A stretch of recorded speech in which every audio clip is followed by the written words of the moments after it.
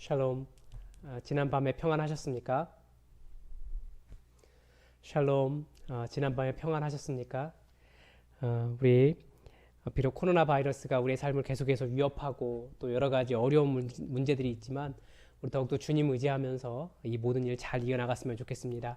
주의 이름 부르는 모든 자들에게 주님의 구원의 역사가 있을 줄 믿습니다. 기도함으로 9월 1일이네요. 9월 1일 새벽 기도에 시작하겠습니다.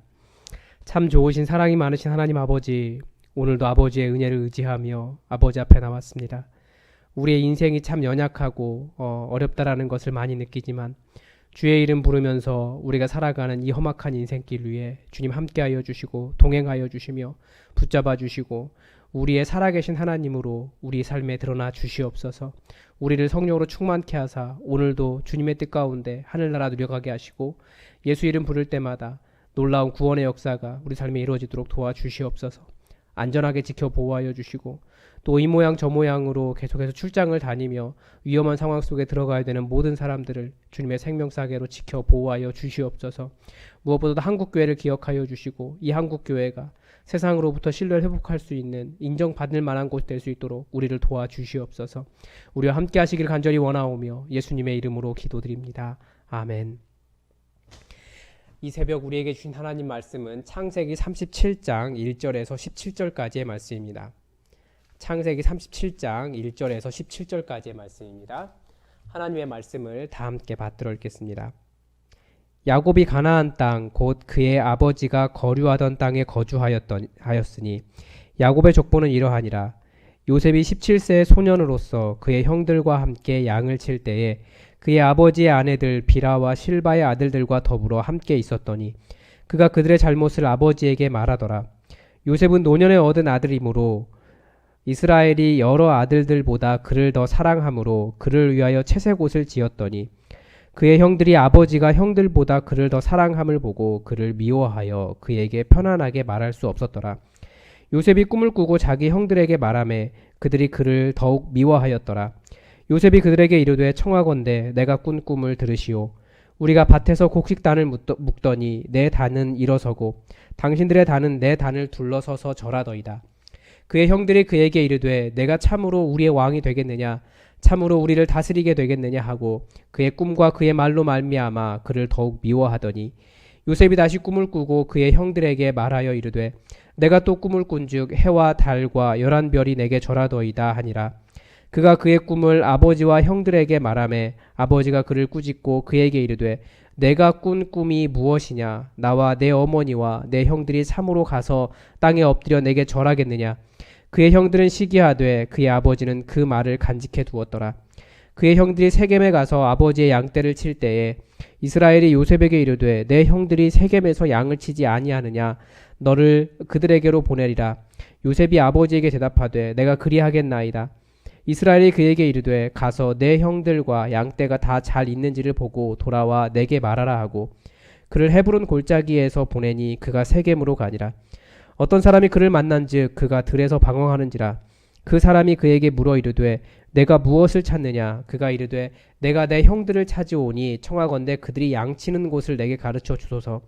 그 사람이 이르되 그들이 여기서 떠났느니라. 내가 그들의 말을 들으니 도단으로 가자 하더라. 아니라 요셉이 그의 형들의 뒤를 따라가서 도단에서 그들을 만나니라. 아멘. 여러분 무엇인가를 간절히 바라보신 적이 있으십니까? 그런데 그렇게 간절히 바라던 것이 혹시 이루어지던가요? 최근에 TV를 보다가 어떤 연예인이 그런 말을 하더라고요. 어떤 사람이 정말 간절히 바랐더니 간절히 바란 일은 이루어지지 않는다. 뭐 개그맨이니까 할 수 있는 그런 말인 것 같아요. 그런데 생을 살아가는 이유는 자기가 원하는 일이 그렇게 잘 이루어지지 않음에도 생을 살아갈 수 있는 이유는 간절히 바라는 일은 잘 안 이루어지지만 그 일을 이루기 위해서 이리저리 치열하게 살아온 인생은 분명히 무엇인가를 이루고 성취하며 살아냈기 때문에 그렇습니다. 인생이란 이런 면에서 아이러니입니다. 간절히 바란 일은 안 이루어져도 그것을 성취하기 위한 노력은 절대 인생을 배신하지 않습니다. 그래서 저는 참 하나님의 섭리를 우리가 다 이해할 수 없다라고 말합니다. 때로는 항상 우리가 생각하지 못한 방식으로 마치 너 이런 건 생각 못했지 라고 하는 방식으로 우리의 삶에 역사하시기 때문에 그렇습니다. 최소한 제 경험은 그렇습니다. 그런데 오늘 본문을 보면서는 저는 굉장히 좀 화가 났습니다. 저는 요셉의 삶보다는 요셉의 형들의 삶이 더 이해가 됩니다. 이제 37장부터 다시 창세기를 우리가 보기 시작하는데 이제부터 요셉의 이야기가 나옵니다.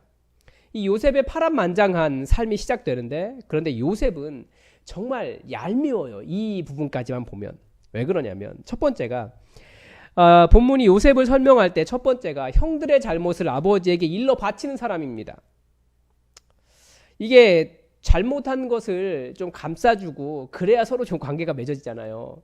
그런데 잘못했다고 쪼르륵 달려가서 아빠에게 일러버리면 얼마나 얄밉습니까? 뭐 같은 경우는 아니지만 제가 부목사 생활을 할 때 가장 싫어하는 스타일이 바로 이런 사람들이었습니다. 이 목사들 세계가 굉장히 잔인합니다. 이 담임 목사님들이 이상하게 부목사들을 혼낼 때 굉장히 좀 비인격적입니다. 이상해요. 아마 일반 직장처럼 그렇게 뛰쳐나갈 수 있는 그런 상황도 아니지 않습니까? 목사라고 하는 자리가. 그런데 그렇게 비인격적으로 혼나고 있을 때 가장 미운 사람이 누구인 줄 아십니까? 혼내는 담임 목사님이 아니에요.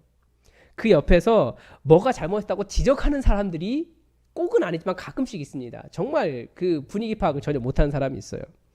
혹은 뭘 틀렸는지 아는데 그 틀린 문건을 가지고 이렇게 옆에서 흔들어대는 사람이 있어요. 이거 틀렸다고. 아니 누가 모르냐고요. 아마 직장에서도 그런 사람들이 가끔 있을 겁니다. 자기가 더 사랑받기 위해서 동료를 짓밟는 사람입니다. 나중에 가면 상사는 일러 바치는 사람이 상사가 알지 못하는 어떤 진짜 사실을 가르쳐준다고 더 정직한 사람이라고 평가하게 되고 결국 그 사람만 신뢰를 하게 되더라고요. 그러니까 지금 오늘 본문의 첫 번째 시작은 요셉은 그런 사람입니다. 별로 좋지 않아요. 또 하나 요셉이 얄미운 이유는 그렇게 해서 요셉은 아버지의 사랑을 독차지하고 있었습니다. 혼자 채색 옷을 입었고요. 이 고대에는 거의 한 2000년 고대 20세기 전이니까 거의 기원전 20세기 전이니까 옷감 염색술이 그렇게 발달하지 않았을 겁니다. 발달을 했더라고 할지라도 아무나 입을 수 있는 채색 옷은 아니었을 거예요.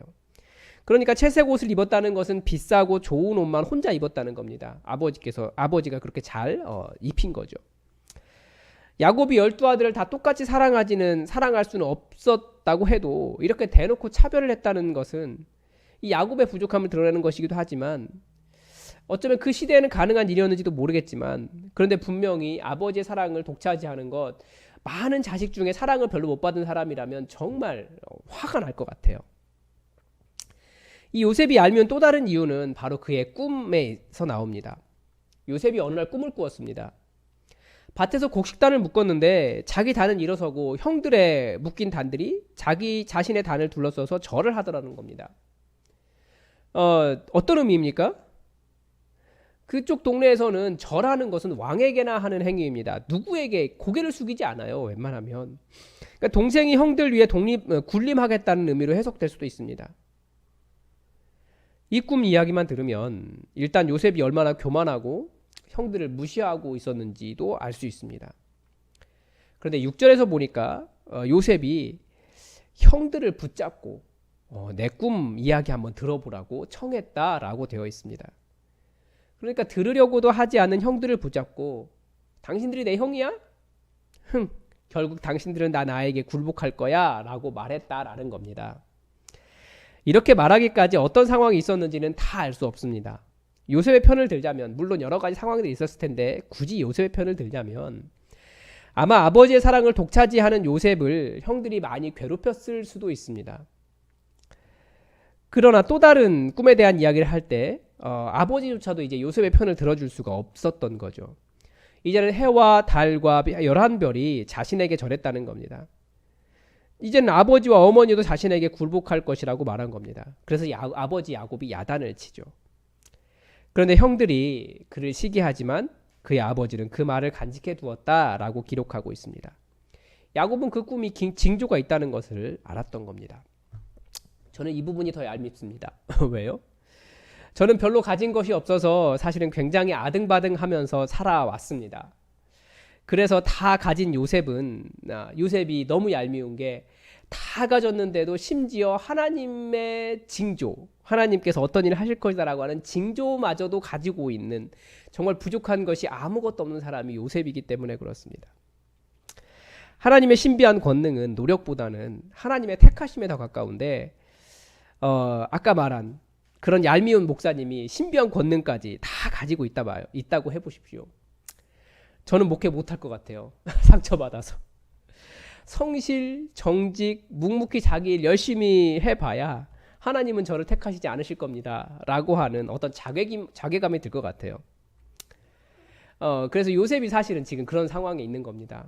많은 사람의 질투를 받을 수밖에 없죠.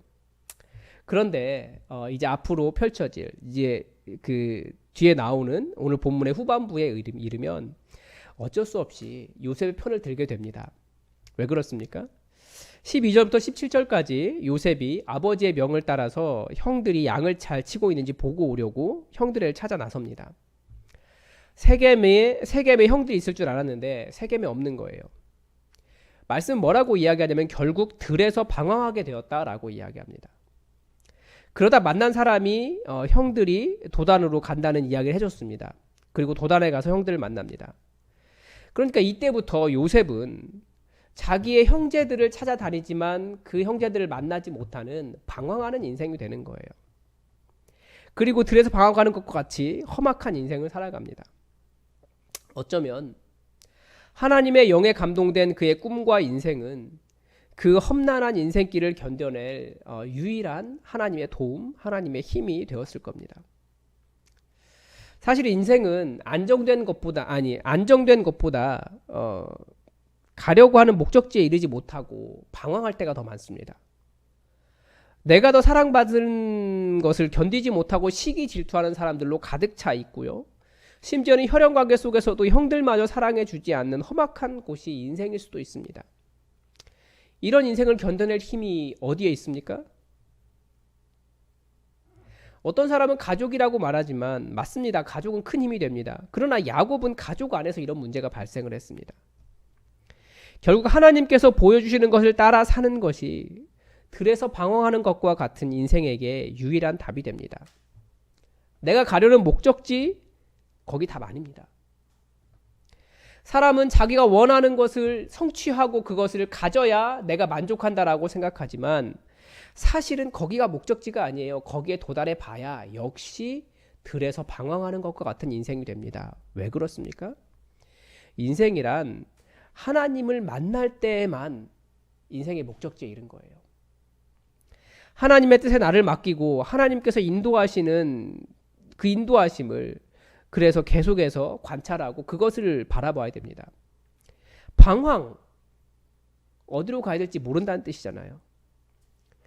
우리가 가야 할 목적지는 오직 여호와 한 분, 바로 그분입니다. 그렇기 때문에 여호와 하나님을 쫓아가면 길을 잃을 염려가 없습니다. 그런데 내가 목적지를 정하면 생각해 보십시오. 인간은 단 1초 앞도 사실은 무슨 일이 일어날지 모르는 사람들인데 내가 목적지를 정하면 그때부터 길을 잃어버리는 겁니다.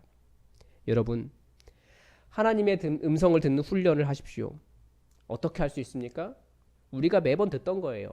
성경 열심히 보십시오. 기도 열심히 하십시오. 그 이외에 다른 방법 없습니다.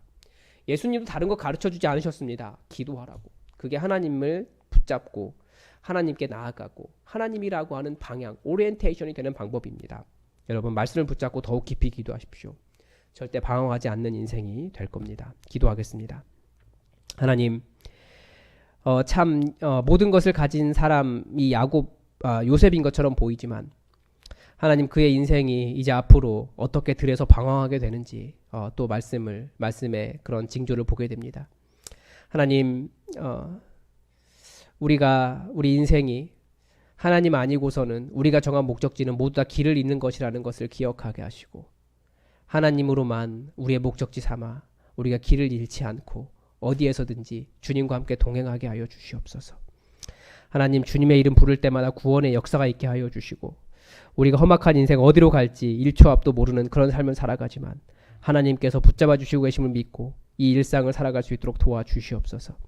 오늘도 우리의 일상을 붙잡으셔서 아무 일도 일어나지 않도록 지키시며 평소보다도 더욱더 평안하게 지내게 하시길 원하오며 예수님의 이름으로 기도드립니다. 아멘. 우리 이 시간 또 공동의 기도 제목 가지고 함께 기도해 주시기 바랍니다. 코로나 바이러스 속에서도 우리 교회가 가야 할 길을 바르게 찾아갈 수 있도록 여러분 기도해 주십시오.